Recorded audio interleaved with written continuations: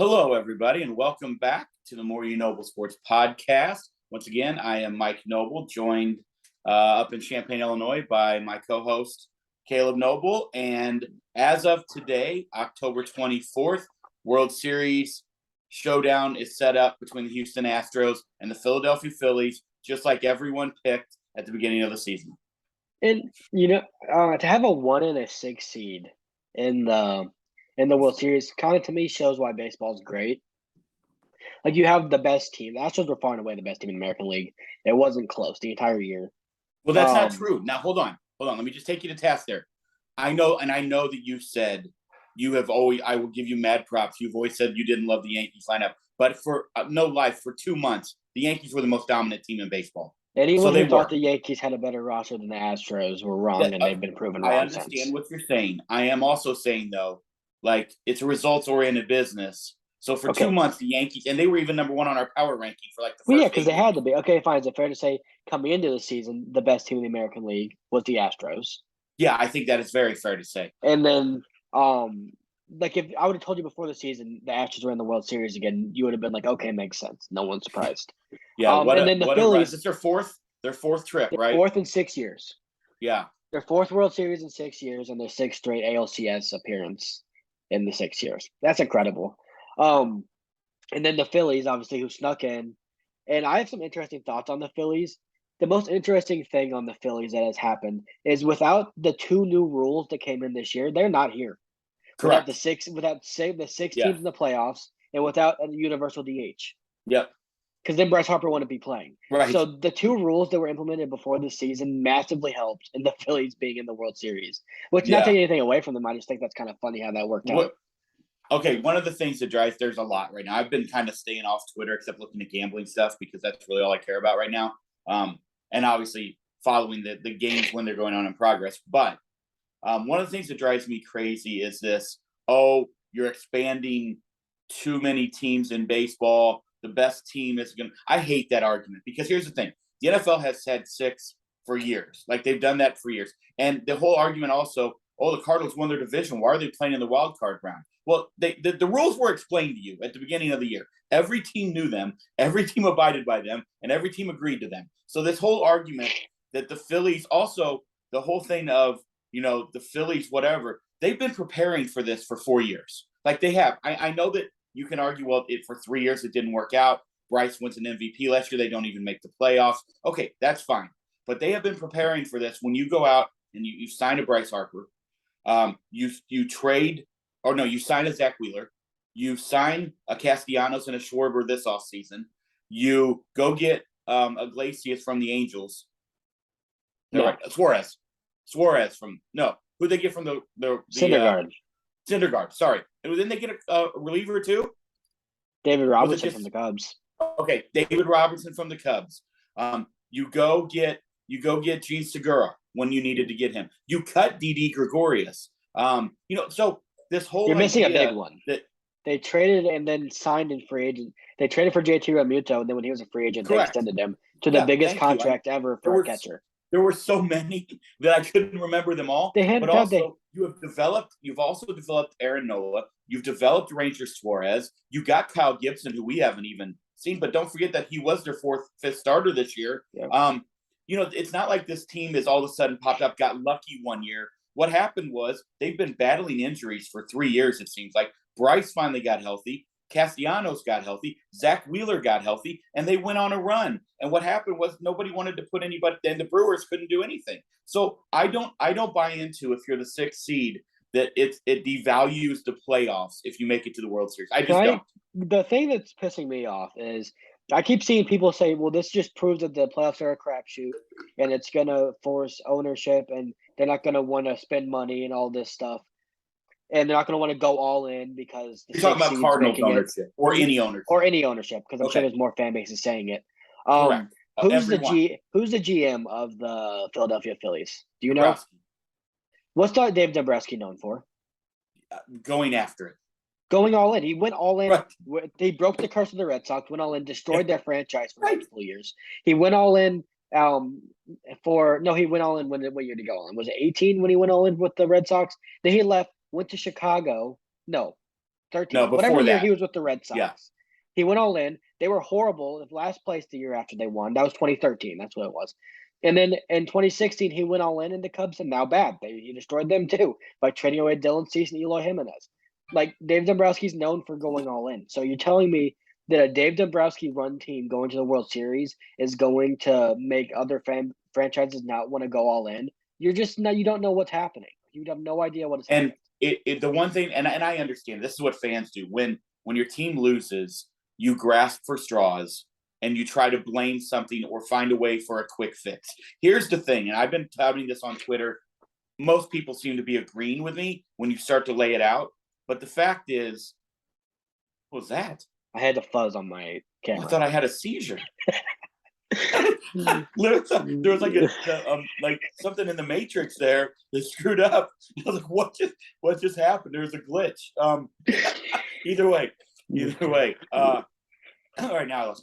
Oh, the point is, there is not one formula because a lot of people, you need to hit dingers, and we're going to talk about that in a minute because that is big. But you need to hit dingers and you need 2 stud pitchers. Well, the Brewers had 2 stud pitchers, and they were third in major leagues in baseball. Didn't make the playoffs. That's not necessarily the formula. You have to be healthy, and you have to get hot at the right time, and all of your guys have to contribute. That's what it is. It doesn't mean they have to hit 300 because if you look, the Astros are hitting 230 in the postseason. They haven't lost, but they're second in the postseason, I believe, in home runs. And they also are getting great pitching from their everybody across the board. But the Cardinals had great pitching, but guess what didn't happen? Our big guys did not show up. They didn't show up across, and it was only 2 games. But again, you have it almost, I hate the word crapshoot, but there is no precise formula. You have to build a solid roster, and you have to have depth in your lineup, but they have to perform, and you have to there is a bit of luck. Like, there have been a few things go. I mean, the Phillies sort of got lucky. Cardinals should have won game 1. They end up with a lucky, fluky sort of win. I'm not trying to devalue what the Phillies did. No. And that just completely destroyed. Like, the Phillies could have easily gone out in 2 games in St. Louis. Yeah. I mean, that's just the way it is in a short series. So that's where the crapshoot argument does come in. There has to be luck involved. You have to. There doesn't. But there has to be luck involved in how are the Astros doing this every year. What they're doing is lucky? It's not.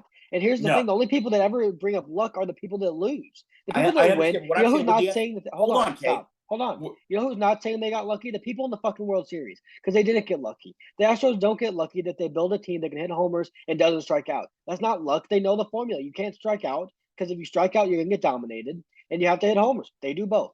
But they have good pitching. They have good pitching. They built the roster for this. Okay, Caleb, that was the Cardinals' formula this year. They were top 10 in home runs. They didn't strike out. They didn't strike. They don't have a Jeremy Pena or a Kyle Tucker. I understand. That's what I'm saying. So here's what I'm saying. Hold on. Formula, we do have a Jeremy Pena.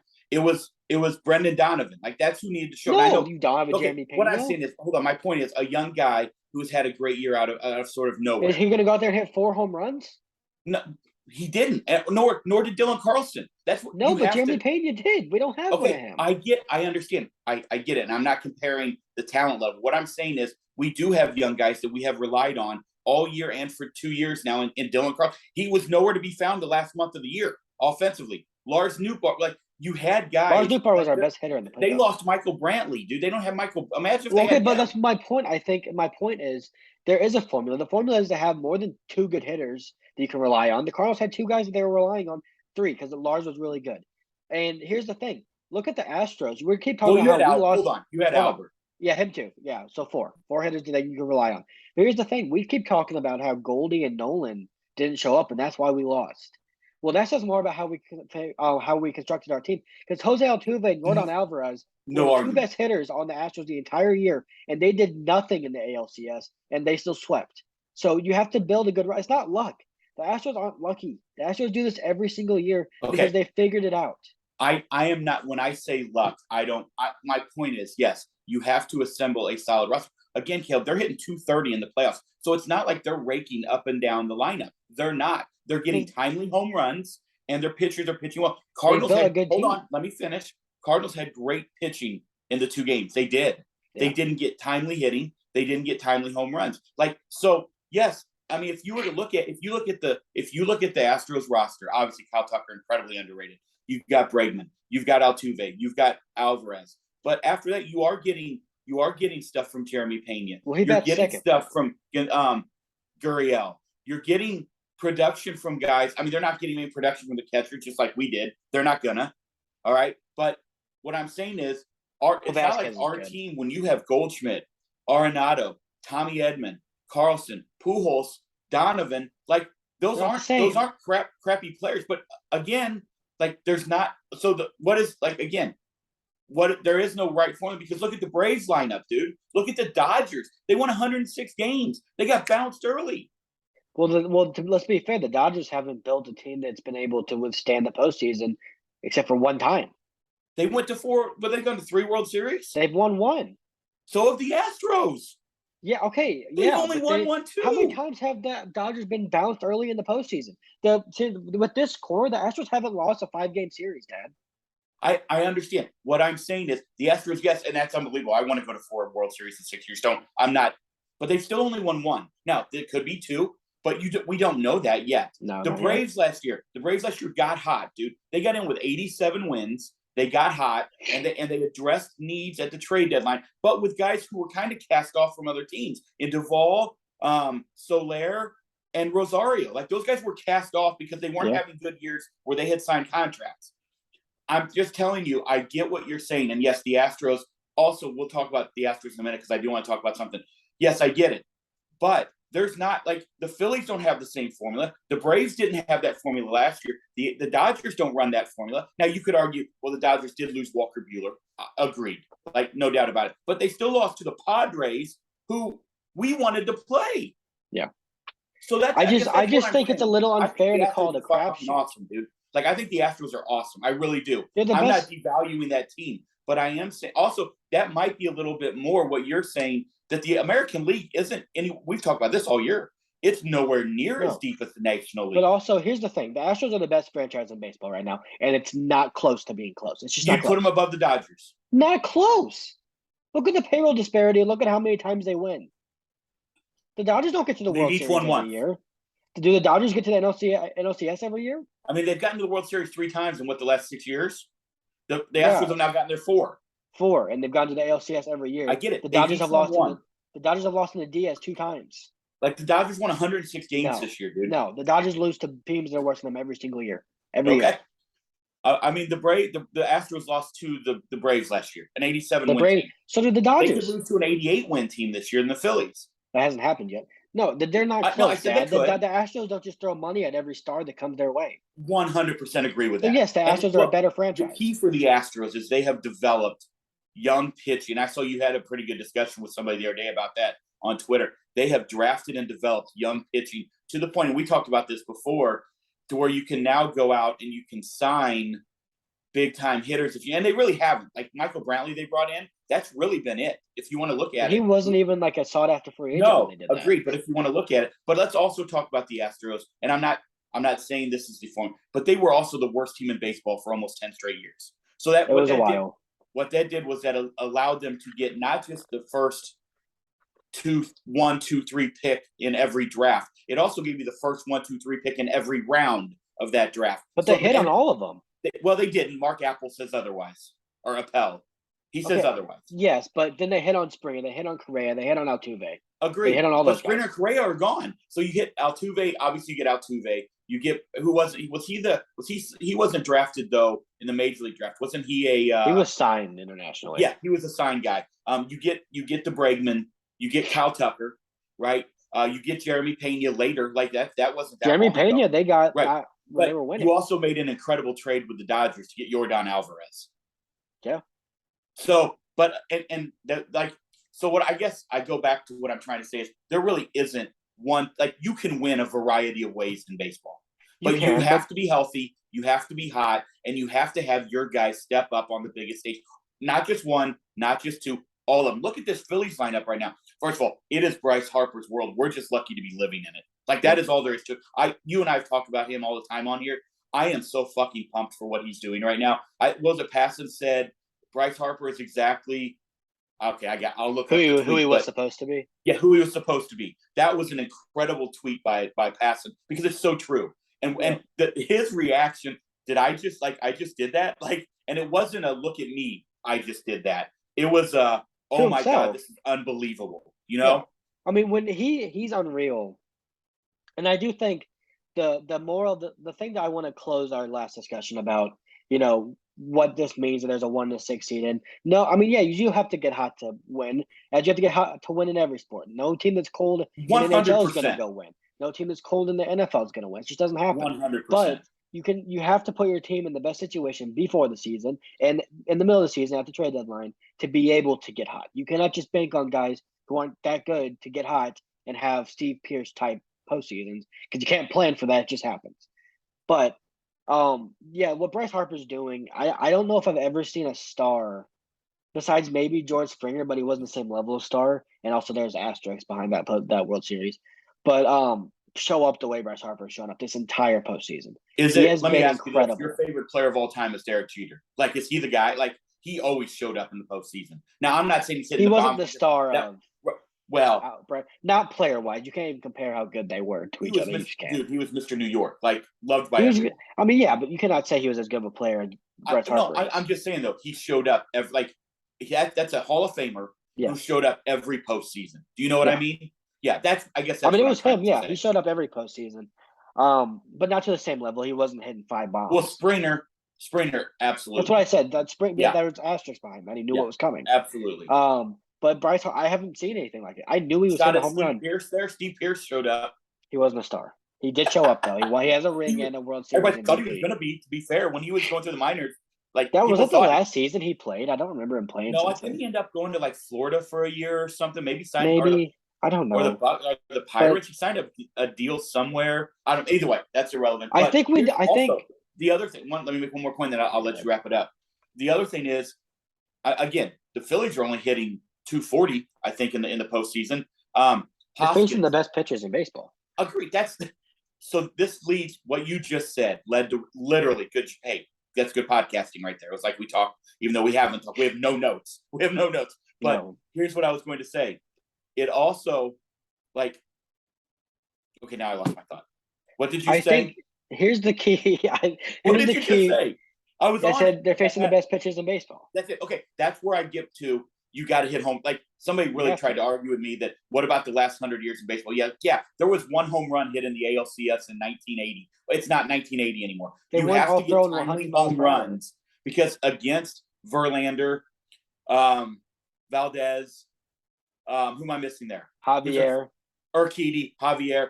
Urquidy hasn't even thrown. Okay, Javier, you're not going to. That's how good they are. Urquidy has McCullers, that's who I meant. McCullers. Yeah. You're not going to string together 6 hits against those guys. Nor are you going to do it against Wheeler or Nola. So that's just not. I mean, it could. It's rare. So you have to get timely home runs. We saw the Cardinals got one from Yepes. Thought that was going to win us the game, and then the Phillies come out the next day when they've got the Cardinals kind of with their foot on the throat, and Bryce Harper steps on the throat when he hits the bomb.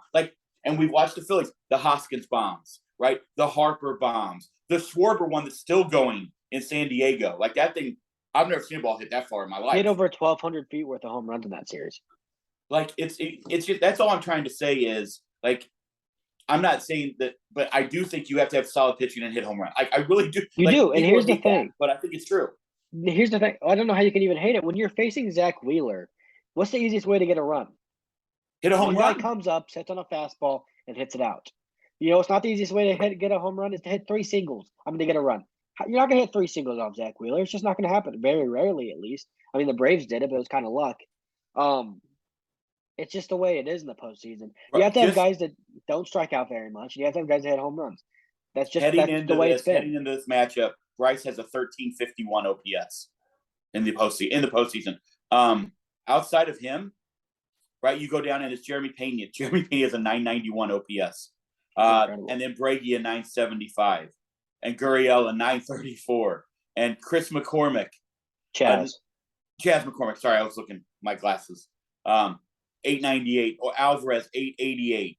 But you look at the Phillies, it's Harper. He's the only one on the top 25 list in the postseason. But Rhys Hoskins, big home runs. Schwarber, big home runs. Realmuto, big. Gene Segura, 2 of the biggest hits in the entire postseason. And Aaron Nola, Zach Wheeler, and Ranger Suarez haven't been throwing up necessarily all years, but Wheeler was fucking dealing the other night. But they have done their job, and I so think has the we need. bullpen. Let's get into the series a little bit more as they were. I think as much as the Phillies won that series, because they did, they played fantastic. They took advantage of a lot of mistakes made by Bob Melvin, I thought. And this wasn't just Agreed. one game, over multiple games. In fact, so there's a show, and I'll shout them out, called the Wrap Up Show that I watch a lot. They're based in San Diego. They're huge Padres fans, and they cover the Padres for a living. And they said all year, Bob Melvin has a case of leaving his pitchers in one batter too long. He did that, I think, every single game in this entire series. Yes. Well, he absolutely did in the last game. Every game. The second they lost the game 4, they jumped out to 2 leads. And he let Sean Manaea and Mike Clevenger stay out there and get rocked. Right. For what reason? Why are either of those two people touching the mound for you? Well, Caleb, to add to it, one of the games they won was Snell, and what did he give up? I mean, he settled down. He did. I have to give him credit. He did. Well, that was not his fault. That was very unlucky. Yeah, I know. He gave up 4 runs in that one inning. But again, and the Josh Hader one is still maybe. I mean, the only thing you can say is they didn't trust him to go out there and get more than. That's not what it was. What he said, his reasoning, first of horrible. He said he wanted Hader to get a 4-out save. Well, first off, you got to get to that point. You can't plan for the 9th inning if you don't have a lead, and they never got to the 9th inning. They didn't get to the bottom of the 9th, so that's a problem. And the most dangerous position you were going to be in was facing Bryce Harper with a guy on base. I'd rather face Kyle Schwarber with Luis Garcia if it got to that point in the 9th inning than I would with Bryce Harper. And not, Suarez had an incredible postseason, and he's going to get a bag now. Good for him. I'm happy for him. Yes. But Bryce Harper, you have Josh. He said Josh Hader wasn't even up and ready. Why is Josh Hader not up and ready the entire game? You and I were texting each other, where is Josh Hader? The people doing the broadcast were asking. Everyone was saying, where's Josh Hader? I texted you and I said, why is Josh Hader not in this game? And 2 pitches later, Bryce Harper hit that homer. So I want to highlight one part of that at bat that I don't know if other people noticed. I know some people did. I saw Austin Noah talk about it. I was watching it by myself. And Grace was off doing something. And there was a 1-2 changeup that I think was a strike for about 95% of the time to the plate that fell off that Bryce Harper took. And I think that is I audibly gasped that he took that pitch. That might be the greatest take I have ever seen in my life. After he took that pitch, I was like, he's doing something. Because to see the ball that well, I think it had to have been – it probably dropped off an inch away from the plate, to be honest with you. Well, did you hear him afterwards right after the home run which was cool, by the way, to have I hate it. People in the – Can we talk about that? Because I fucking hate it. Okay, well, I like it. I like but I get it. I get a lot of emotion. I get it. But he did say – he said once I faced him, I knew that his fastball is his best pitch. Once I took the changeup to get to 2-2, I knew he was throwing me a fastball. I was just hoping it was over the middle of the plate. It was. He hit it the opposite way. They win. And that his reaction, and that there was that shot from behind home plate where you can see the fanatic, right? You can see Bryce, and you can see then they pan over, and you see the crowd when he hits it. I almost killed your mom when Juan Yepes hit that home run. If I would have been in that crowd as a Phillies fan, you know what I thought about? Were those that couple you and I sat by at the Cardinal Phillies game. They were from Philly. And I thought about, I hope they were there because they were season ticket holders. They were there. They had to be. But that crowd, and then the bullpen reaction, they panned right to, I'm getting goosebumps. It was awesome. It's what makes October baseball incredible. It was a very Bryce. That was Bryce Harper's moment. He hasn't had it. He hasn't had. He had that homer of Hunter Strickland that pissed him off for 3 years. But other than that, he's never won a playoff series before this year.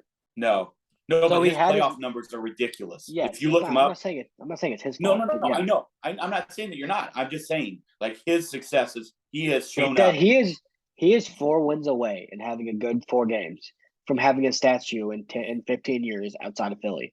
100% next to Rocky. I wonder if he thinks about that. He's a world. If they win the World Series this year, it cements him 1 as a Hall of Famer, which I think he already is. He already is. 2 as one of the all-time greats in Philadelphia in the Phillies history. Right there with Mike Schmidt. Right there with all of those guys. And 3 as the other guys. Robin Roberts. Yep. Roy Halladay. Okay. Ryan Howard. Yep. Okay. Good. But I don't know if you can. Yeah, those guys want to ring too. Ryan Howard's a legend. Right. That's where I was going Like, obviously, you could go back to the old day Phillies, and that's where you get Robin Roberts, you get those other guys from back in the day. But Richie yeah, Ashburn. agreed. Yes, agreed. You trying to punk me? I got it. No, I I got wasn't. I really was not. I wanted you to Miles Teller. They're buddies. They're buddies. You see him wearing the Dalton jersey yesterday? Yes, yeah. Big, by the way, but big Darren Dalton fan. That team was fun. Dalton and Dykstra. Yeah, right. I mean, what happened to him with the AstroTurf and all of that's just terrible. It's horrible. Yeah, but anyway, we digress.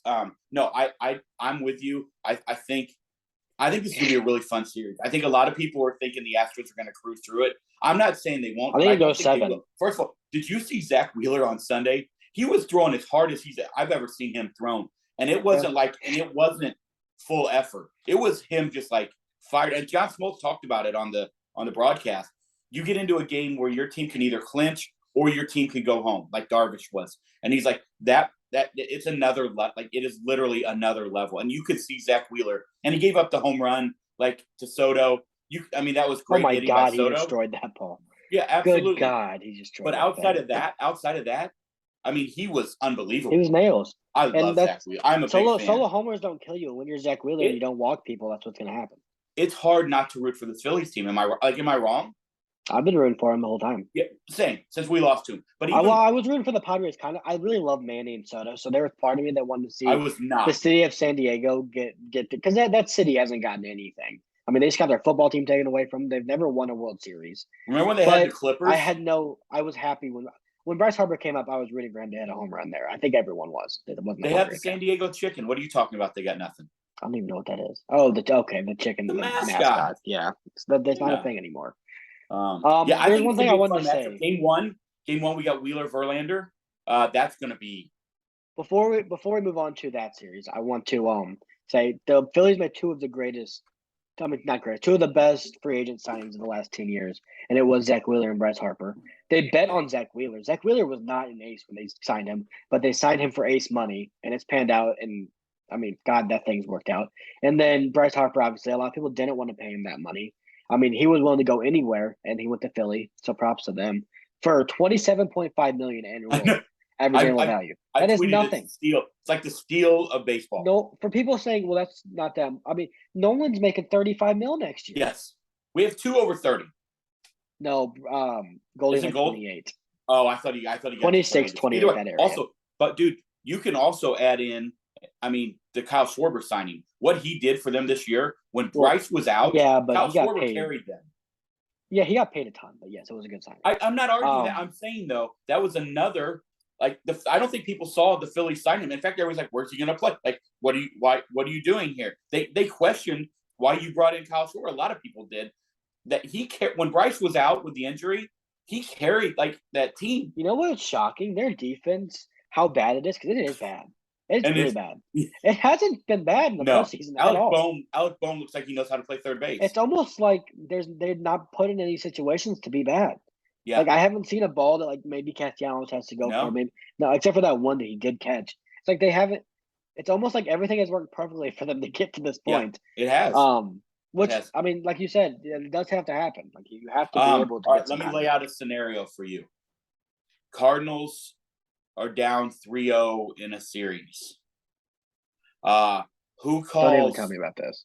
Who calls the Cubs to see what they might have done to rally back if they had a? No, can apparently, you believe that Aaron Boone called the Red Sox and David Ortiz to try to help him? How they came back on the. I don't even. I've got multiple thoughts on this. I want to be some kind because I can get a little bit like out of sorts when trying to talk about this. So I'm going to try and like collect my thoughts. Hold on. Before you do, can you get out of sorts like Jared Carrabis was last night because he was on a heater and he's still going. By the way, he is still going. Yes. Could you imagine if they called fucking Aramis Ramirez and said, "Hey, tell Carlos Sobrano guys how you beat the Cardinals in 2012 in like a 3-game series or something." Hey, how did you beat us in the 2015 playoffs? Hey, Kyle Schwarber, how'd you hit that homer that still hasn't landed in 2015? That blows my mind. I got 2 thoughts. One, I can't believe Aaron Boone fucking did it. Aaron Boone's not a dumb person. He's been in playoffs. He's had big moments. You showed highlights of the Yankees losing to fire up your Yankees. So that's one thought. That's just stupid on the surface. Two, you called the ultimate Yankee killer and David Ortiz. I can't imagine what Poppy thought when he saw, Aaron Boone's calling me. Aaron Boone Answered the called- FaceTime and said, "Hey, can you give us a speech?" He's like, "No, I Do you don't want think- to." Do you think in his phone it says Aaron fucking Boone? Someone said, what do you think David Ortiz thought when he looked at his phone and said the Yankees were calling them? It just said Yankees. And then Oh, that's desperation, dude. That's what that is. It's a there's highlights desperate of move him. in a desperate time. But here's the thing: one, your players don't need that. They're not children. You don't need to Also, show what Aaron did he Judge think- any motivation. What did he think David Ortiz was going to say The that was biggest- going to lead them? I don't know. And the biggest problem of all of it that I have is that he fucking told people about it. Why did you tell anyone? If you did that, you should hide that from everybody. I couldn't believe it. What do you think Giancarlo You Stanton, sent it Aaron to Judge, me? and Anthony Rizzo were saying? I had to read it like 3 times to figure out what exactly was happening because I was The like, only this one isn't that what I'm reading. You know what I imagine in my head? That the 25 of the 26 players were like, what the fuck is happening? And Harrison Bader was getting up trying to pump people up. That's what I'm Well, probably he's probably happening trying to in there. find his mouthpiece. I'm so tired. What the fuck is going on with that? That's It's the most disgusting. fucking annoying thing in baseball. I'm so glad he's look. Also, people, can you realize he got hot at the right time? It's not because he left Jeff Albert. Did you look at what he did at the regular season with the Yankees? Like, stop. Everybody's got to stop being so damn dumb. That's not even the what we point need in either. this world, Caleb. Here's the We need less dumb people on social media. Well, okay. The biggest point I can make: Harrison Bader was going to have an offensive uptick no matter where he went. Look at his stats at home at Busch Stadium, and look at his stats on the road. He was always better on the road because Busch Stadium is hard to hit in. So he's at Yankee Stadium, a very favorable place to hit, and he's hitting well. Shocker. Except he didn't hit well in the regular season there or Well, but anywhere. he had a great was terrible. postseason. But yeah, but He to be did. fair, I'm he's not- coming back from injury. I am not bashing. I'm not. I'm simply saying the people who are trying to make one into another need to get a little bit more intelligent. That's all I'm saying. I think let's talk about the Yankee Astros series a little bit. I think the Yankees are becoming kind of a joke. Yeah. A joke at how they're running their franchise. Did you see Gary Sheffield's tweet? Junior? Was it junior? It wasn't senior. I don't want to talk about Gary think it was- Sheffield Jr. I don't like him. No, I think it was senior. No, it was Junior. I've seen He him. just laid out like all the money spent and all the missteps. Yeah, but he's been whatever. like calling out people that for Yeah. not Okay, so let wanting me ask you this quickly. You think Cashman Aaron Judge fired. is a Yankee next year? No. Okay. I don't think he is. I don't think they're gonna pay him. But here's my biggest. I follow Talking Yanks just because I really like Same. John Boy and Jake, so I Same. watch a lot of their stuff that they do. And the whole year they've been talking about Isaiah Kiner-Falefa not being a good defensive shortstop. They called up Oswald Peraza. They didn't play him at all at Nope. shortstop in the playoffs. I think maybe 1 or 2 games. They called up Oswaldo Cabrera and they played him places. But the way that they put together their lineup, they did not have any continuity with their lineup. There's a Wait, different. both those guys' names are Oswaldo? One's Oswald. It's Oswald Peraza and then Oswaldo Cabrera. Yeah. That's wild. I didn't realize that was a thing. Yeah, and so they had a Also, different. by the way, hold on. They hold on, also I'm didn't making go my get point. Correa Let me with- make my point. No, I am. I'm just saying they also, to add to your point, didn't go get Correa, which everybody thought they were going to do. Or Seager, or fill in the blank. And Right. there's going to be Simeon. another, and there's going to be that's because they liked Oswald Yeah. Peraza and Anthony Volpe. And there's another big crop of shortstops this offseason, so we'll see if they pass again. But they had like 4 different leadoff hitters. The only spot in the lineup that was the same for 5 straight games was the 2-hole with Aaron Judge. They changed their lineup so much. It doesn't seem like they know what they're doing. They like punted the first game. They brought in Clark Schmidt to save a game I for saw. no reason against the Guardians. They brought him in as the first reliever against the Astros because they wanted to save Wandy Peralta and they wanted to save those guys. And I watched him after every game, every loss. Like, we're doing this to ourselves. And I think the Yankees just seem to have lost their way. They're giving Josh Donaldson at bats every don't single for- game. Like, I don't don't forget, get what they were doing. Aroldis Chapman's like dead. Like he wasn't even on the roster. No, but he was horrible and he's the bad person, so fine. I know. I'm saying I'm just saying. So add that to it. Yeah, and I then just also don't know. Stanton not I don't know what's producing going what on the there. contract they gave him. They didn't give him a contract. Well, that they have for him. Sorry, whatever his contract. He's a lot of injuries. He's whatever. Aaron Judge went cold. That plays a factor. I don't know for the Yankees to have as expensive as a payroll as they have, and to have that lineup, I get it. DJ LeMahieu and Benintendi weren't there, but Benintendi wasn't a part of their payroll before the season that was large. DJ is not that big of a part. Was he $20 million? I mean, it's horrible. That team is not good. It is. That's No. not one of the best 4 teams in the league that should be standing. Agreed. And they were Just at the beginning not. of the year, like we talked about. But what happened to Josh Donaldson? Like, why is he he is bad. He doesn't know where the strike zone is. How many times does that guy strike out looking, argue with the umpire, Yeah. but the pitch is like right down the middle? I know. It's wild. I used to love Josh Donaldson, and I don't by any means hate him.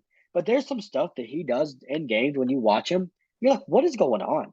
He gets Agreed. thrown out at first base because he's jogging at a home run that didn't go over the fence. Yep. He argues the umpire every at bat. Yeah. After the game that he was 0 for 4 with 3 strikeouts, and he said he liked his at bats. He had multiple strikeouts in every game I think they played in the postseason. Did you hear what I just said? 0 for 4. Yeah, I know. 3 strikeouts. I'm just saying. And he said, I actually like my at bats. What do you like about it? That's wild. You're doing the worst thing you could possibly do. Let's talk a little bit about the matchup, the World Series, and we got a few other things we want to get to, and we're not going to spend a lot of time. We're going to get out of here. I know the Blues are getting ready to start, but they've started. You want to shout out Jeremy Pena real quick before we do that? Yeah. We're in Houston, right? We started in Houston, yes, obviously. Yes. Every game is like 7:05, so Central Time. 8:05 if you're on the Eastern. 5:05 if you're out on the left coast. I want to shout out Jeremy Pena. He was the ALCS MVP. That guy, I mean, the risk that the Houston Astros took by not signing Carlos Correa and giving the keys to Jeremy Pena, I mean, that's incredible. And what he did, my favorite part about the whole thing, I become a massive Dusty Baker fan, partially because La Russa's made me mad, and also partially because he's just awesome. But they said, hey, when did you know Jeremy Pena was going to be this stud that's going to win the ALCS MVP? He was like, I didn't know. We gave him a chance and he ran with it. Like, yeah, that's kind of how it goes. But I love it is one of the things, and you and I've talked about it on our pod, and let's just relate back to the Cardinals for a minute. Like, there were moments where guys stepped up, but it wasn't the full season. Like, we had moments of guys having a good moment here, or maybe a good week run.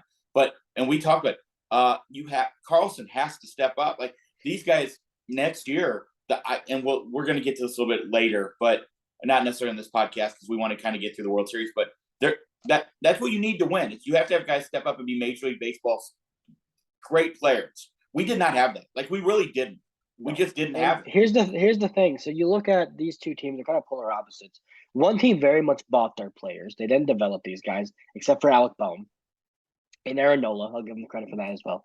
But a lot of these guys, they didn't really Ranger develop. Flores. Yeah, but he's not the biggest part of their team. But yes, he's not one of the guys that's headlining it. But they bought their top 5 hitters outside of Rhys Hoskins. And then you go to the Astros, they don't buy anyone. They just are they're great at developing. They retool. Yeah, you have to be able to develop young players, generally speaking. I understand the Phillies are different, but you look at the last couple of years of teams that have won. The Nationals, they built that thing up from the ground up. The Braves, same way. The Dodgers always, I know they buy some players, but they build great pieces around them. You have to be able to develop young guys in your organization, and then you have to be able to spin correctly on the other guys. And the Astros, they produce young stars like no one I've seen. They're really good at it. It's them and the Dodgers and the Braves. Like, to be honest, those three. Those three. Yeah, I agree 100%. You could almost argue like the Mariners are on the cusp of that. I'm not saying they're there yet, but when they produce one above average major league hitter other than Jazz Chisholm, I will agree with you. The Mariners? Oh, they said Marlins. Okay, yeah. Mariners. Well, Jazz was in Arizona anyway. I mean, not really. The Mariners really no. They developed one good hitter. You got Ty France who was raking. You got Julio Rodriguez. They traded for Ty France after he was a big leaguer. Oh, was he already? I thought he came over in like Double A. Okay, all right. But they got some guys there like J.P. Crawford. I mean, you got guys there. But yeah, Mitch Haniger. I mean, yeah, I would say that they've kind of mishandled Jared Kelenic, but I'm not saying they're there yet. I'm saying that, and then you look at Kelenic. You look at Kyle. But the Mariners aren't close to the other 3 yet. They haven't even gone. But they did make the playoffs this year. You know what I mean? They did make the playoffs. And also, if we want to be fair, give them some love. The Guardians have developed with a very low payroll, a very solid core. Yes, but no one's on. Add to it. There's not a tier. There's no one else in the tier of the other 3. No, it's those 3. I agree. Yeah, I agree 100%. All right. The matchup, game 1, Wheeler, Verlander. There's not much else to say there. That crowd's going to be great. It's going to be so much fun. Does that set them up? First of all, that Phillies crowd looks so much fun, by the way. Does that set them up for Wheeler, Verlander 1, 4, and 7? It has to. It has to. was a game 7 in Houston with Wheeler and Verlander going would be incredible. Yeah, 100, I want that so 100. bad. You were kind of breaking up there, but that's okay. You Sorry, okay? You were breaking up there. Yeah, I'm fine. Are you? Okay, yeah, I'm good. You were just breaking up on me. No, I'm ready for it. I think it's gonna be fun. I assume game 2 is Nola and oh my God, Framber. Yeah, Framber. Couldn't come up with it. I assume that's game 2. Game 3 will be Suarez, and will they go the young I'd go kid? Javier, dude. He's shoved. Yeah, that's what I'm saying. Javier, or do you go Javier McCullers? or McCullers? It just depends. Yeah, because honestly, they got I options. think Put one in the bullpen. Well, here's the thing: if you're the Astros, let me just ask you a question. Or if you're the Phillies, so I'll let you put on both hats. You put the Dusty Baker. Also, by the way, one thing we've not talked about: shout out to Rob Thompson and what he's done. I mean, Joe Girardi was the guy coming in, right? He was the guy who was made to be the coach in Philadelphia. It's Joe Girardi. He's got the East Coast mentality. He won in Florida. He won in New York. Like, he's the guy. He gets fired. Rob Thompson, the team seems to fucking love that dude, and he seems to have pulled every right string in the playoffs. Mm-hmm. He's been great. He has I like his urgency in situations to go get wins when he needs to get them. Also, that's what I want to say too. I'm glad you brought that up. Like, he did not hesitate to go get David Robertson in that game and bring in Ranger Suarez, a starter who's never pitched out of the pen that I know of. Not in that situation. Stop. Yes, he was their closer last year. Oh, has he?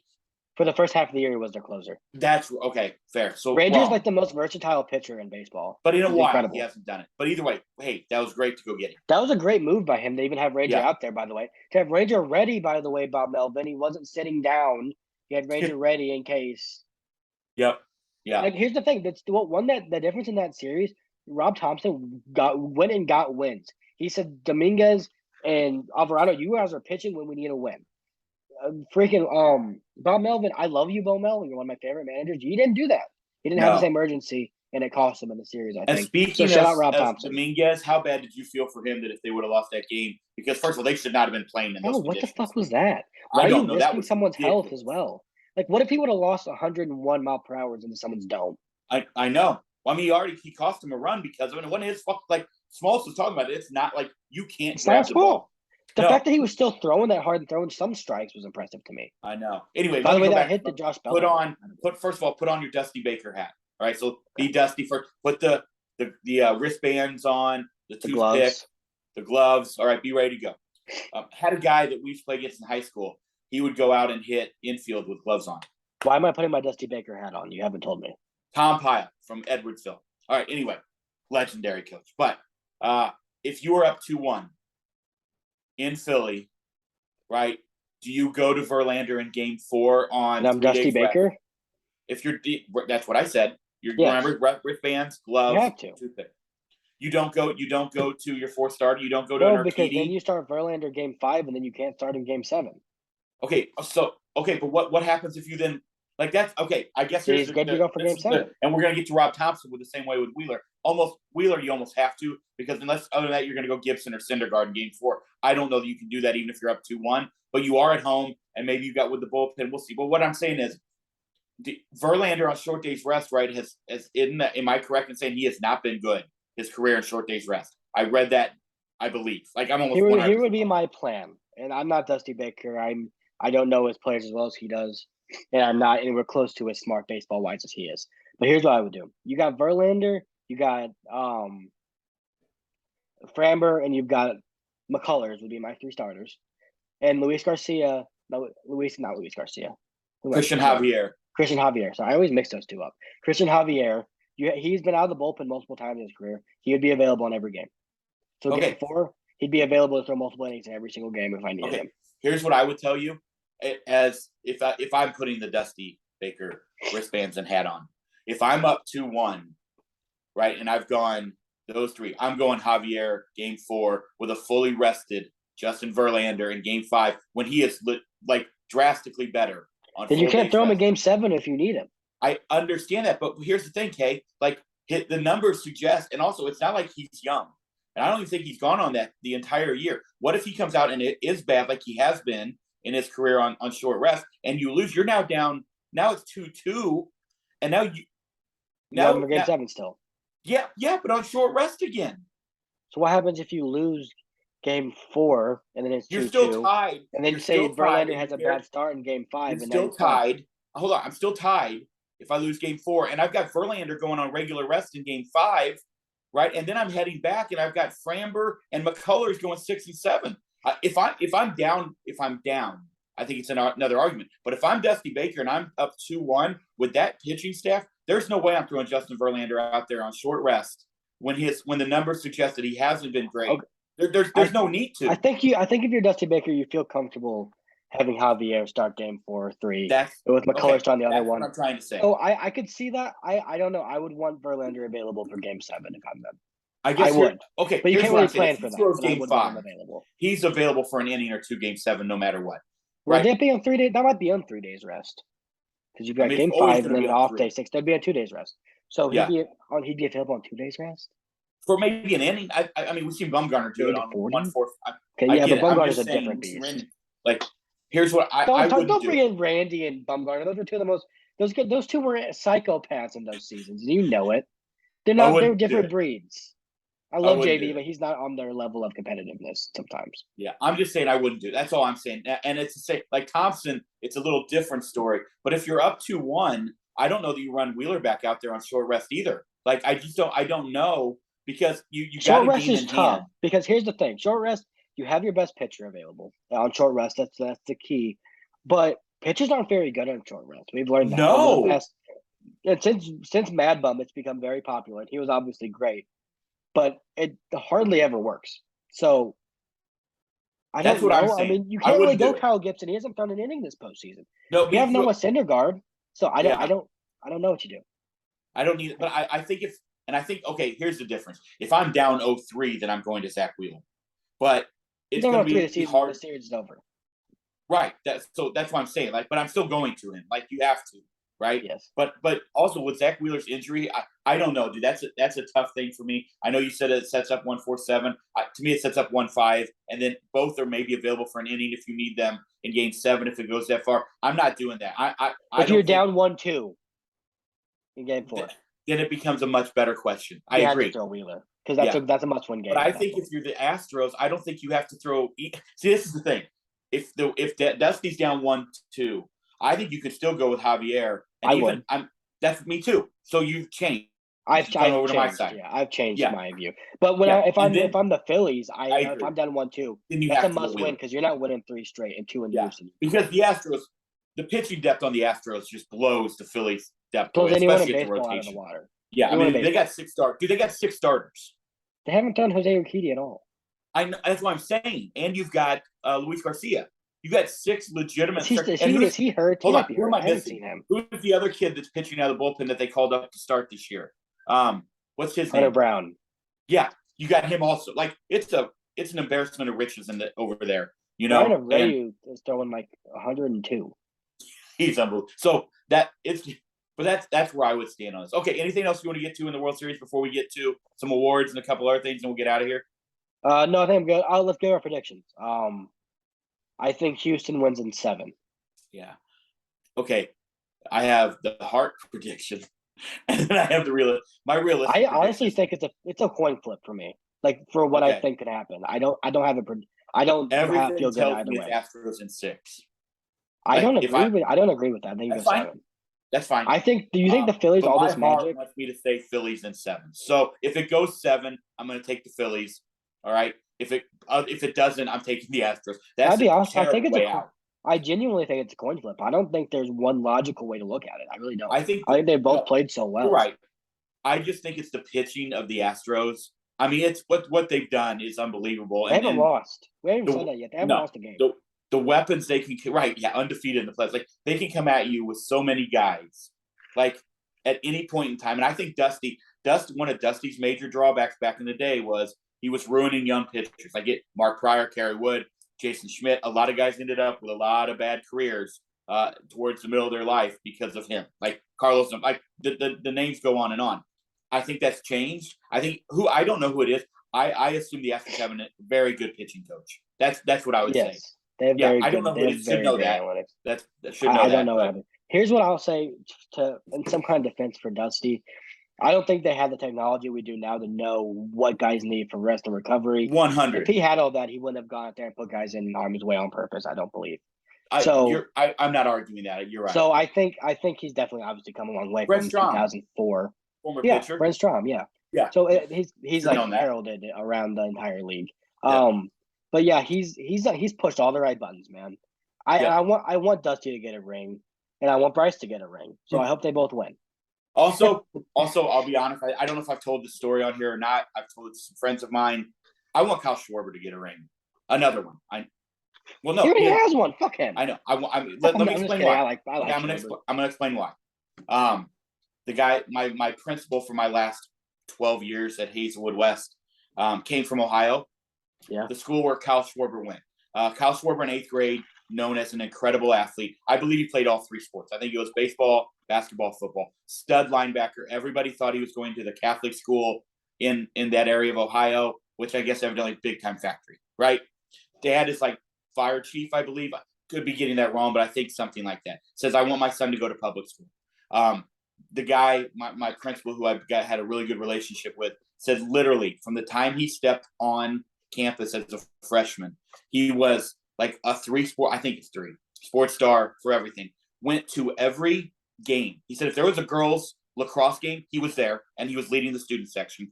He was in every musical. I think he was in the band. He said there was not a kid on campus, and we're talking to 2000 school, that did not absolutely love him, and he felt the same way. So I have a very soft spot in my heart for Kyle Schwarber. Well, I love Kyle Schwarber. I think he's the same guy now. Like, I think that's just who he is. Did you see the video of him dancing? Oh, while they're spraying beer on him. And I think people need to know that story about Kyle Schwarber, because most people would not. I have an inside hook there. And then he went to Indiana with Tracy Smith, where he became an All-American. The rest, as they say, is history. But yeah, he also, I believe, played with Brent Gibbs at Indiana. Oh, Gibbs was there. Yeah. So I have heard some stories about Kyle Schwarber as well. I know he's got one already. I would not mind seeing him getting another. Also, I've become, and this is fantasy baseball related that's led it to me to this, but Zach Wheeler's like one of my favorite pitchers in baseball. I mean, the Mets said for years he was the guy over DeGrom coming up, and then he had the injuries, and then DeGrom, DeGrom came up a little bit before he did. He did, but when Wheeler came up, they thought he was going to be the guy, like their number one. Well, the guy there was everyone thought Matt Harvey was going to, and he started scoring. Matt Harvey also, yeah, and then they had Max. But anyway, I'm going to pick the Phillies in 7. That's what I'm going to say. Even though everything you're hedging I really your bet is what you did. You hedged your bet. No, I'm not. I'm saying I'm not going to say the Astros in 6. I'm going to say the Phillies in 7. By the way, we haven't come on here, have we, since the DS? No. I told you the Padres could beat the Dodgers. You did. Told you. But I just want to say that. There it is again. Caleb just tore his rotator cuff. And I also told you the Phillies were going to beat the Braves, and you picked the Braves. Yeah. Did I? Well, I mean, that was smart. That was a smart pick. No. I also picked the Guardians to beat the Yankees. So did I, but they probably No, I didn't. I picked the Yankees because I had the Cardinals. I had the Cardinals, Yankees in the World Series. So whatever. Either way. Obla di Obla da. I think I picked the Mariners. I did pick the Mariners to beat the Astros. That was not close. That's just stupid.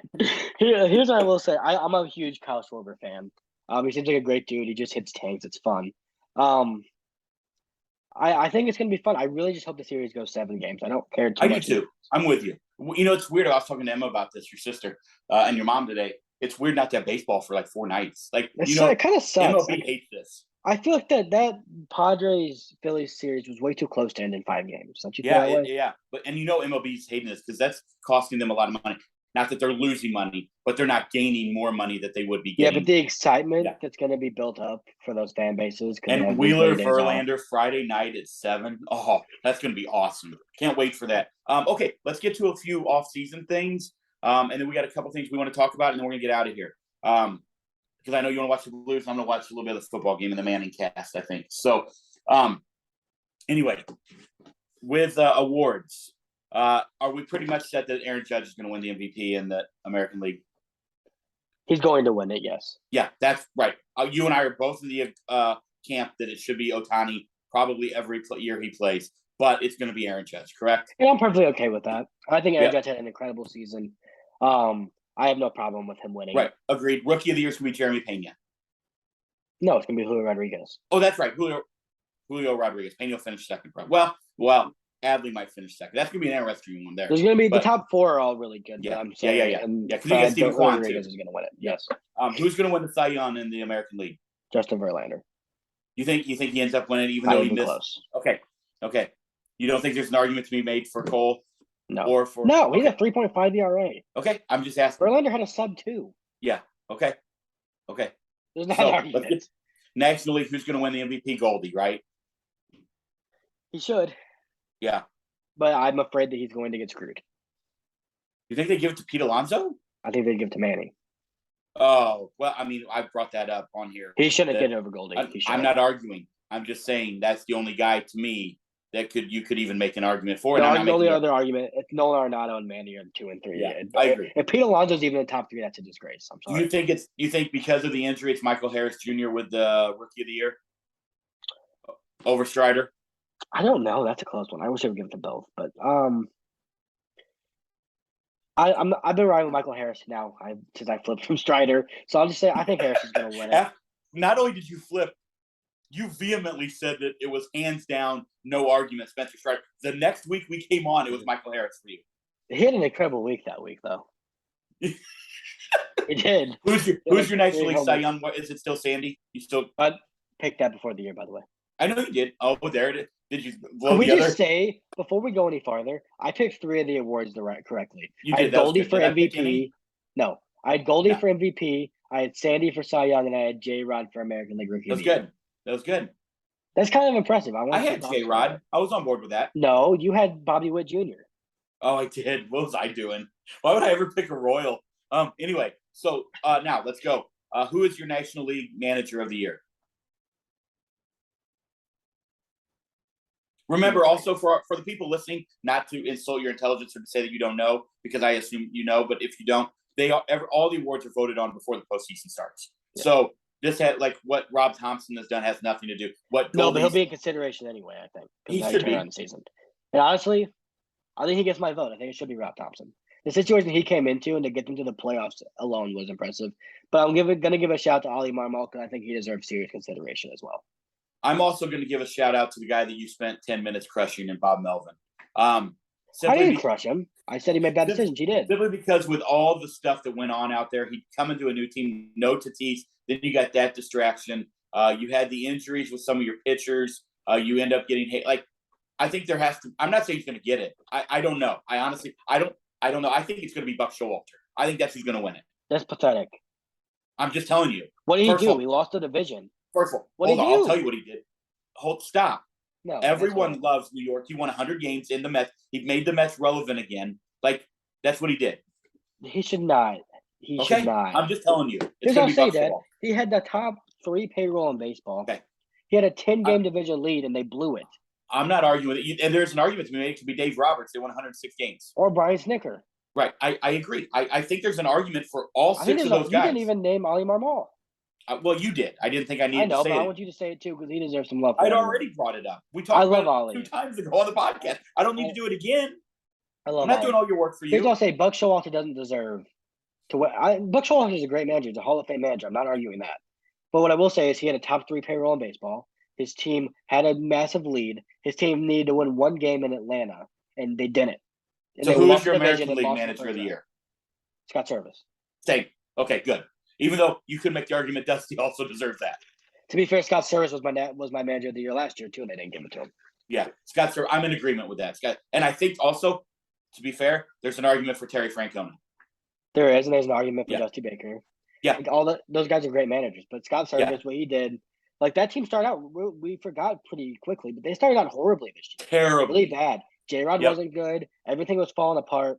Kellenick was back in the minors. Also, an interesting story that's come out of Seattle a little bit is that Jesse Winker, there's some weird things going on with him there. Really? Have not seen that. They didn't put him on the postseason roster. There's some weird stories going on. I saw some things in Seattle media where it's where's Jesse Winker? What's going on? I don't know what's going on there. He might be on the move soon. I don't know. Don't want to speculate. Don't know. Go get Jesse Winker. Okay.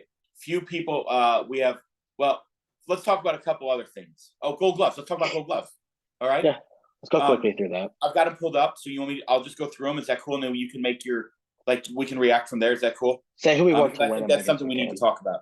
All right, if we're looking, let's start in the American League, and then we'll come over to the next one. Okay. Start catcher and go around. Well, I've got it in the outfield because that's how they put it on the sheet that I have. All right. Right field, your 3 finalists are Jackie Bradley Jr. No. Kepler and Tucker. I'm giving it to Kyle Tucker. I don't know. Yeah, I mean, that's fair. Like, that is fair. I'm not looking at all I don't know. this Jackie stuff. Bradley Jr. is a great fielder, but I don't know if he played enough to win that award. Kepler did lead all right fielders with 12 outs above average, and Tucker had 5.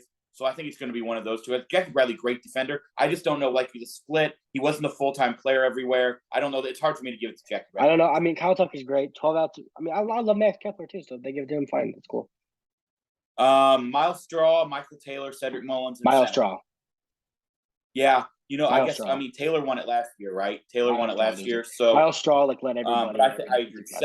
17 defensive runs saved in He's center incredible. field. He deserves Man cannot hit.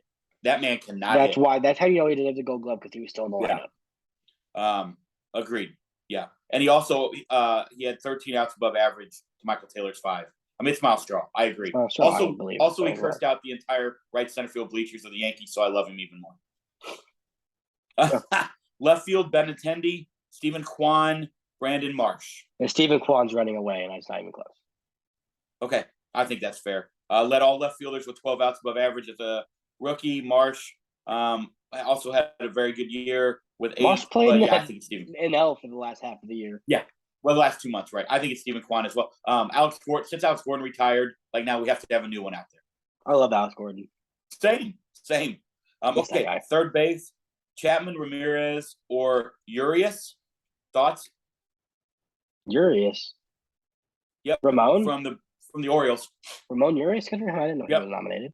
I mean, this is things you should know if you're going to run a podcast. That's cool. Good for him. I don't know. I'm just kidding. I don't even know. I know nothing about this guy. You don't know who Ramon Urias is, do you? I know who he is. If I would have said Urias from the Orioles, would you have been able to tell me Ramon was his first name? No chance. So don't give me shit. At least I knew. Yeah, he would have been Chad Urias. Matt Chapman is my pick every year in the American League. Yeah, he's looking for his 4th one. It does look like that he is probably the one there, especially with Urias playing a lot, I guess, middle infield. They're talking second about base. He played a lot of second base.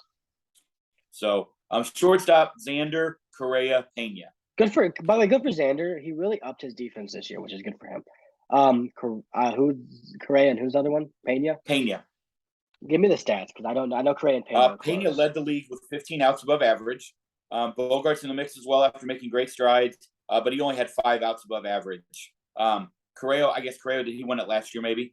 Yeah, second straight. But Pena led the league at shortstop in outs above average. Correa won the platinum. You're looking. We're giving you one stat. Correa won the Platinum Glove last year.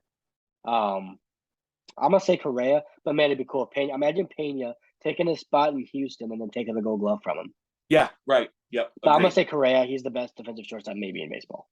I'm gonna say Pena. I think they give it to him. I hope so. I like it. I love Jeremy Pena. What a stud. Second base, Andres Jimenez, Jonathan Scope. How about Jonathan Scope getting a nod? He's dying in Detroit. I love Jonathan Scope, man. That guy, if you have him in fantasy and you pick the right month, he will carry you for a month. Yep. And then the rest of the year, he's terrible. Remember that Baltimore season he had? And then Simeon in Texas, which I think that is really, really intriguing. I think Simeon's stats were like ridiculous. I saw him. I think he led all of second base in a couple stats. Well, the funny thing is Scope had 27 outs above average at second base. They played him. You know what they did? They just put him in. They put him in really great positioning. Is what they did. That dude was a first baseman for 5 years. Where is DH? So what do the stats look like? I'm not giving it to Jonathan Scope. I'm sorry. Well, Simeon won it last year, so if you want to know that. Jimenez is great. I mean, honestly, he's really good. Jimenez finished second in outs above average. Simeon third at second. But Scope had 27. That's literally they don't go deep into the DRS on here. I didn't screw it. That's because DRS is very flawed. So I don't even use that anymore. Yeah. Screw it. Give it a Scope. Do it. Give it to him. I think Simeon wins it.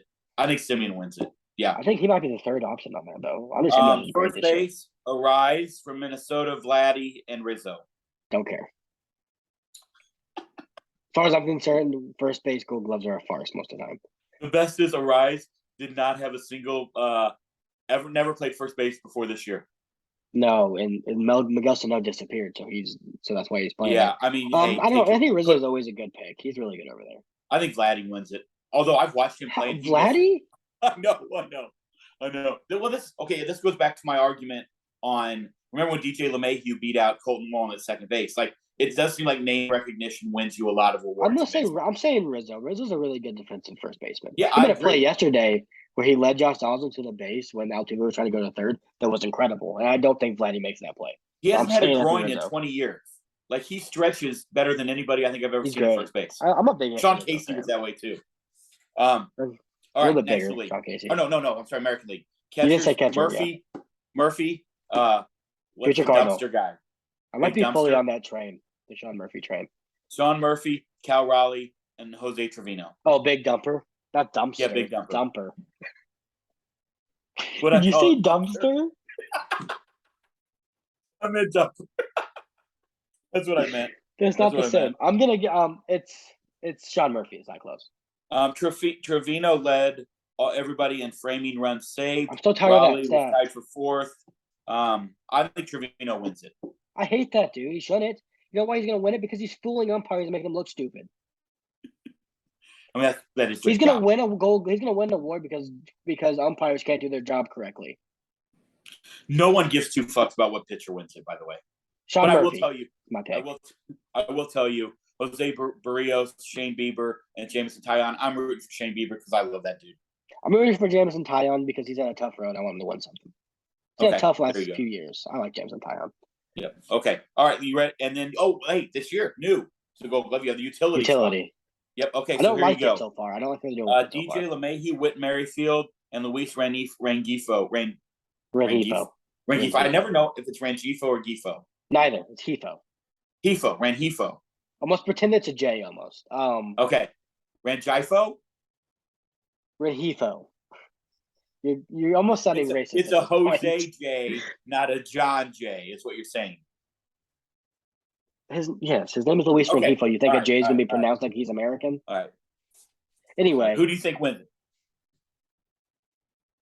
I don't know. I don't really. I mean, I'm going to say Witt because he played more than DJ did this year. DJ was out for a while. I think DJ had a pretty good year. Obviously, he's won twice or three times. Positive defensive presence at third base, first base, and second base. He was all above average in all three. Can I say something real quick? I like the way they did utility in the American League. I hate what they did in the National League. Yeah, we'll get to that. Okay, let's get to the National League. Right field, Mookie, Juan Soto. Have you watched Juan Soto play right field? Don't even acknowledge it. Dalton Varsho with Mookie Betts. Dalton Varsho needs a shout out, and I think he's up for utility as well. So we'll talk about him there more. But Mookie's the best defensive right fielder I've ever seen. Yeah, 17 outs above average for Mookie out there. He's the best I've ever seen. It's not close. Yeah, center field, Grisham, Robles, or Alec Thomas in Arizona. My gut reaction was to say Grisham, but I don't know how good Alec Thomas was. I didn't watch enough of him. Grisham led in outs above average in almost every other metric. I must say Grisham. Yeah, I agree. I think I agree with that. All right, left field, Ian Happ. That's your boy. You love Ian Happ. I love Ian Happ. I want to be Cardinals so bad. Ian Happ, David Peralta, Christian Yelich. Yelich has Ian Happ because Christian Yelich is bad and David Peralta was in the American League for a while. I'm giving to Ian Happ. Good for him, by the way. He robbed the Cardinals so many times this year. I know. How much money did that guy make himself came up this as year? a second baseman. He did. How much money did that second base and center field? How much money did that guy make himself this year? He had an incredible season. He had 800 OPS or right around there, and he had that. He's gonna win a Gold Glove. Cardinal killer. Cardinals are gonna sign him, and he's gonna hit like 140 here. That's okay. We'll have fun. He'll be good. You'll be happy. You'll be the first one to buy the Happ jersey. Yeah, I'll be happy. I know. I'll give him a high five. You said happy. Was that on purpose? No, you said it, so I just said it back. You said I'd be happy. I don't know. Maybe it was. I don't remember. I don't think so. An IE or a Y. It was a happy accident. At that time, it was on purpose. Do we even need to talk about third base? I mean, I know Brian Hayes, Ryan McMahon are good, but it's not. We do, because here I have two thoughts on third base. One, Manny Machado should be in that list. I agree. And two, Brian Hayes, if he wins it, I won't be mad. But Nolan Arenado should win it. But Brian Hayes, some of the stats, man, that guy's incredible at third base. He's going to take it eventually. He's going to steal it from Nolan eventually as Nolan ages. I agree. But it's Nolan. No, it's Nolan Arenado right now. Yeah. All right, shortstop Kim in San Diego. Mickey Rojas, one of our favorite dudes in Miami. That's what I'm and picking. Dansby in Atlanta. I'm picking Miggy. I really hope he wins it. I really hope he wins it. I love him, but Dansby had 20 outs above average at short, and he is so smooth. I just don't know what these stats mean. Well, he's great over there. But like what is the outs above average? What do you calculate as that? Well, it's you like can't more, tell right? me he only made 20 of those. Against the league average. So, like, again, it's like WR, like weighted OPS plus.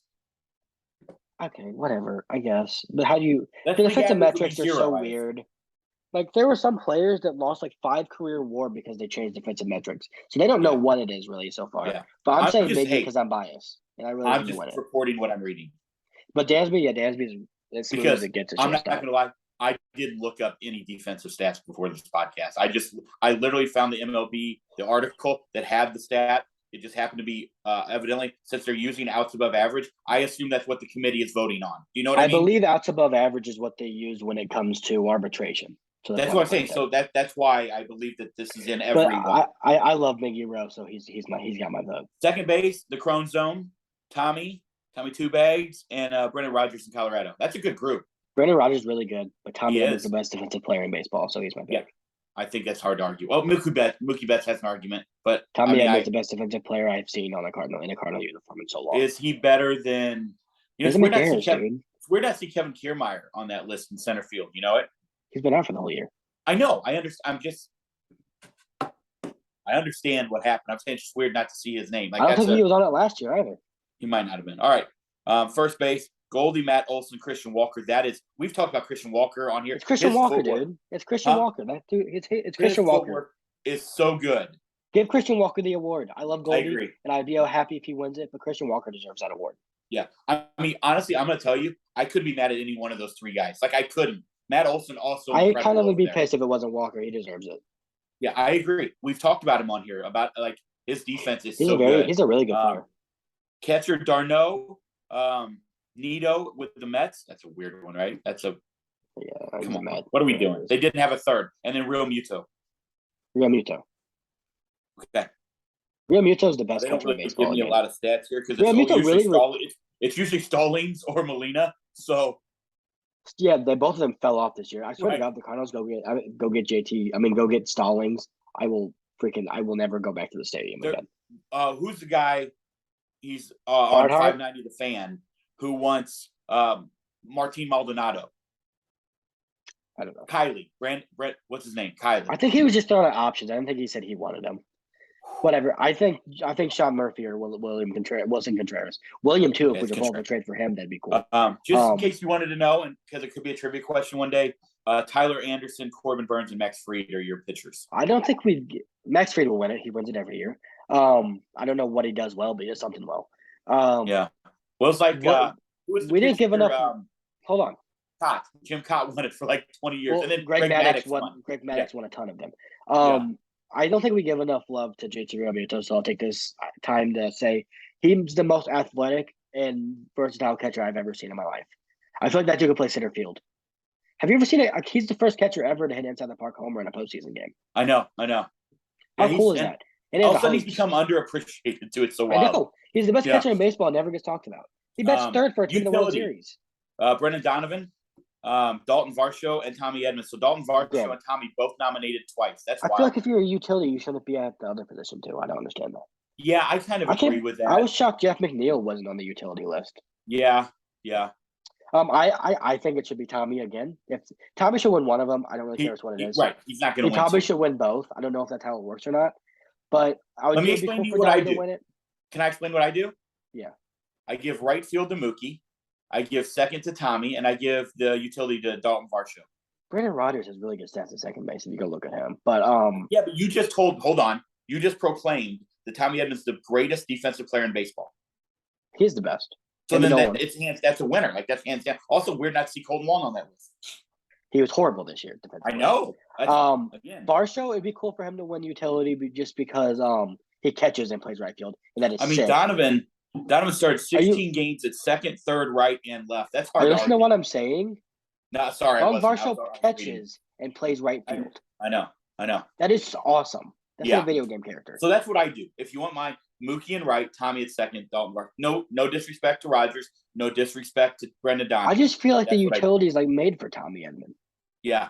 So you think they give him the utility, they give Rogers second base, and they piss all over Dalton Varsho, is what you're telling me. That would be my guess. I love that. Or Tommy Diamondback wins team, both. dude. Or Tommy wins both. That'd be pretty cool. Okay, a few other things I want to get to, and then I'll let you finish it up and take us out of here. All right? Okay. Because I know that we actually went longer than I think we thought it was going to go, which is okay. The Blues have been playing for a while. Few things. Yeah. Big news in the More You Noble Sports podcast world. We have moved. Well, we are in the process of moving. Since we've talked last on here, you were still in Champaign. You're not leaving Champaign for a while at least, so you're stuck there in that jail cell of a room that still has no art on the wall or anything else. But whatever. I don't do anything in here. Irrelevant. So yeah, we got a house in New Orleans. It is pretty awesome. I'm excited. Cannot wait to live in a city that has an NBA franchise and an NFL franchise.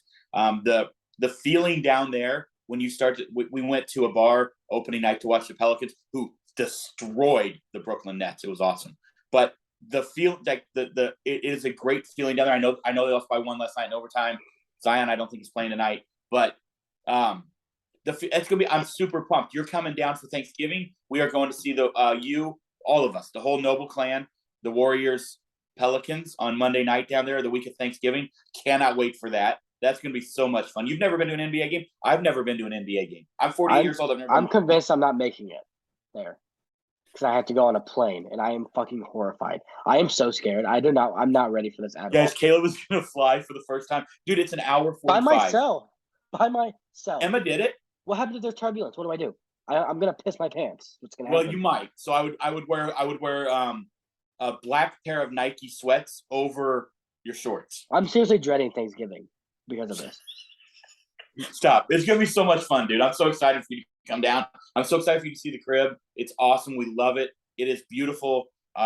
It's way more money than I ever should spend on a house, but that's whatever. You only YOLO. So, whatever. We sold our house here. We're in the middle of that. We have to be out next week, dude. We have to be out of this house next week. So with that being said, if there is a the World Series ends quickly, we are going to try to do something, but we might be on a hiatus for a couple weeks because right after the season ends, 5 days till the opt-out period starts, a lot of guys there, right? 5 days until you got Rodon, you got Correa. I mean, hopefully, but you maybe have Nolan. Like there are a lot of guys who can opt out. That could be a lot of big news going on, but we have to get down there and get settled. So this might be, we might need to take, or you can run it. Literally, seriously, have Matt come on with you or something and run one. But I'm going to be really busy. But I can't wait to go to the Warriors-Pelicans game in New Orleans. Yeah, I'm excited for that too. Well, and I don't think I made that clear. We have moved to New Orleans. Like that is where we are. I don't think you made it clear. Did I say it? Okay. Yeah. Yeah. So I think before we get out, I have one thing I want to say. I am my concern level of Nolan leaving was not, because we're not going to be back on here before that decision has been made, whether or not he's opting out, extending his contract, or whatever's happening. It's getting to a level of scared. Is that bad? Is that just me being stupid? What do you feel? I have no reason to feel that way. There's no reason. Now, I've been wrong before in my life. It doesn't happen a lot. I'm just kidding. I've been wrong a lot in my life. Albert, my feeling Tony. Is that I have zero concern that come opening day at Busch Stadium when we're sitting in the bleachers, Nolan Arenado is the opening day third baseman. I can't see another world that it doesn't happen like that. And you and I, let me say this, and then I'll let you kind of finish that up. And you and I talked about this. If Nolan leaves, he's dead to me. I'm dead serious because the Cardinals did everything they needed. He said he wanted to win a division. They did that, and they bolstered made two big moves to make that happen. Massive moves. They put Albert behind him late. I know that we didn't expect that, but whatever. You had a guy hitting behind you who is red hot. And to be fair, you made a critical error in the playoffs that cost the Cardinals that game. It added on. No, not fair. It would have been a tie game the next inning. You also went 1 for 11, dude. You went 1 for 11 after last year. You went 0 for. So if you leave here, if you come here to the Cardinals and the Cardinals bend over backwards like they did this year, and the reaction he gets every time he comes up, and that he got opening day, and that he got to see that environment that you and I were in for Busch Stadium, and he decides to go to LA, I'm not going to lie, he can fuck right off. Okay, calm down a little bit. He hasn't done it yet. I know. So I said it. I don't believe that's going to happen. I'm letting you know if, and I don't believe that's a thing. Yeah, and I don't But if he disagree. does, That'd be a Kevin Durant move. So that yeah, boom, boom, boom. But here's the one thing I will say. One, I've heard a lot. I've read a lot of articles because I actually enjoy doing that because I'm a nerd when it comes to baseball.